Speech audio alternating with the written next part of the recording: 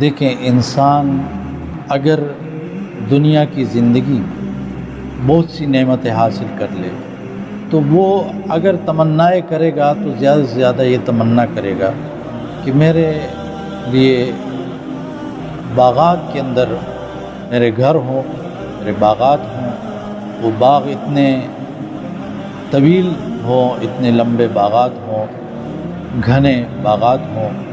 اس میں نہریں بہہ رہی ہوں، چشمے ہوں، ہر قسم کے پھل ہو اس میں،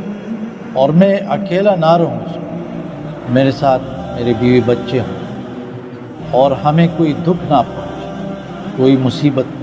کوئی پریشانی کا سامنا نہ کرنا پڑے۔ لیکن دنیا کے اندر